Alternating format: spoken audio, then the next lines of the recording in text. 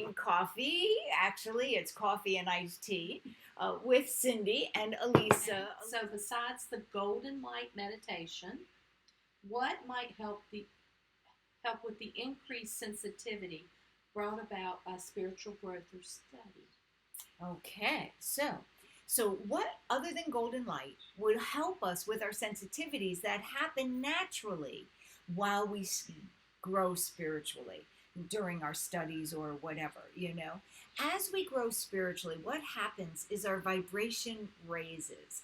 And as our vibration rises, I don't know which is the proper word, rises, as our vibration rises, we tend to become more sensitive. What happened to me personally is my sense of smell and well, I've always had hearing issues with sensitivity. So, but mostly my sense of smell and my hearing became accentuated. And so sometimes you may find just your empathy increases. Many people have an increased empathy. That happened with me as well.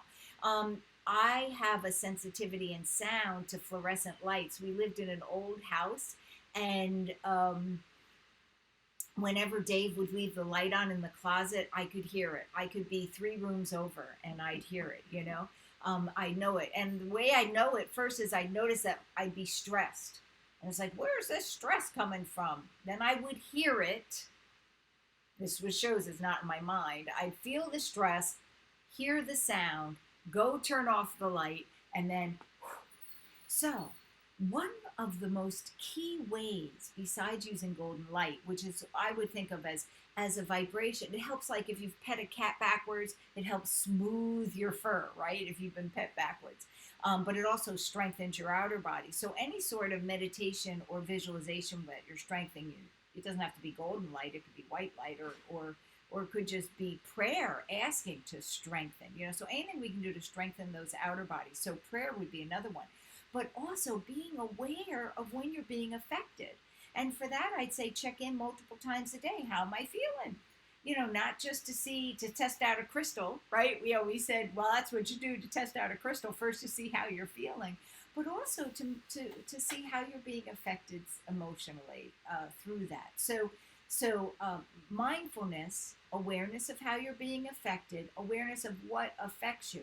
Because now what I can do is I can counteract, not always well, and not until I recognize the issue. Well, if it's a light or a sound, you just go turn it off, right? You know, smells, you can't always make a difference. And so if you know you're negatively affected to smells, then maybe what you want to do is they have necklaces that you can put a little aromatherapy in that's capped so you don't smell it all the time. Make it very weak, because if you're sensitive to smells, you probably need 1 drop, whereas the aromatherapy lady's going to want to fill that sucker up, you know. And then you uncap it and you just do a little whiff, you know, to help clear out what that other scent is. But one of the things that you can do is, if you recognize you've been affected by the sensitivity, is to consciously clear out your aura. You don't have to use golden light, but you can imagine yourself being washed like in a car wash and clearing out your aura.